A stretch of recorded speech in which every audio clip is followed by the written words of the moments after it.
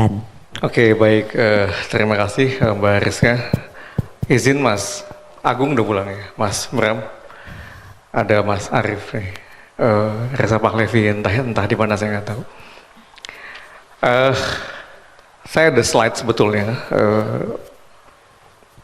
Slide-nya dipakai boleh ini nggak kali juga ya. nggak apa-apa sebetulnya. Dibuka aja dulu. Oke. Karena 10 menit, saya akan coba 5 menit gitu ya. 15 menit jadi 10 menit aja. Oke. Ada namanya strategic thinking in crisis. Coba boleh next nggak? Lagi next.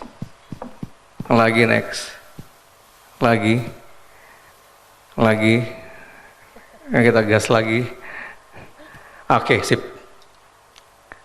Ya, kita akan fokus di sini. Jadi, krisis itu adalah sebuah situasi yang tidak kita duga sebetulnya akan terjadi, tapi bisa terjadi. Ya, saat ini ya Ibtu Rudiana krisis, ya Saka Tatal krisis, Dede krisis, keluarga Vina krisis, ya dan lain-lain.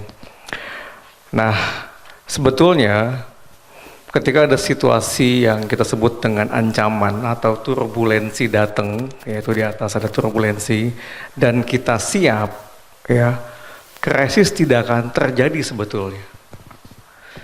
Nah, tapi kalau kita tidak siap, maka akan ada krisis. Kenapa? Karena ada namanya mismatch capability atau capability mismatch. Apa itu?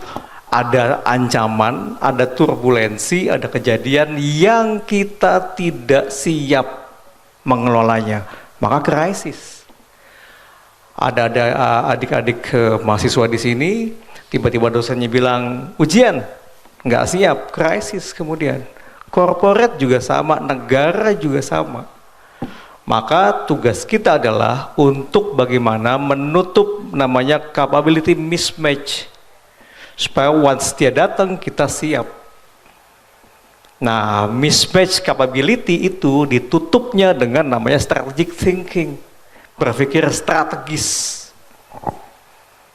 Gitu ya. Apa itu? Nah, boleh slide-nya digeser. Nah, apa itu strategic thinking? Adalah ya, berpikir strategis untuk apa? To close the gap. Untuk menutup gap antara turbulensi yang terjadi dan corporate capability.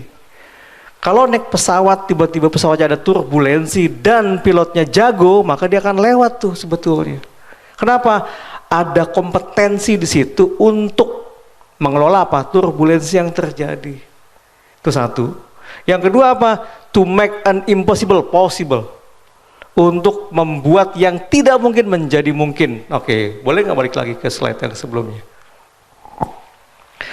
Nah, contoh misalnya, saya mau ke Bandung nih, ya nggak punya uang, sama sekali nggak punya uang. Maka apa? Impossible buat saya untuk ke Bandung. Saya nanya ke Kak Rizka nih, kalau mau ke Bandung nggak? Iya nih, nebeng dong, boleh. Maka apa? I close the gap. Dengan apa? Dengan partnership. Oke, mau masuk misalnya the economic minimal TOEFL misalnya ya 550. Ya, TOEFL adik-adik misalnya 500 misalnya. Ada gap loh. To close the gap gimana? Ya latihan bahasa Inggris ya. Belajar atau apalah gitu loh. To close the gap. Maka dia membuat yang impossible menjadi possible. Oke, maka setiap kali ada masalah, berarti ada gap tuh. Kenapa? Kita bilang itu masalah karena apa? Yang kita inginkan tidak begitu. Maka apa? Saatnya apa? Strategic thinking. Dan ini perlu apa?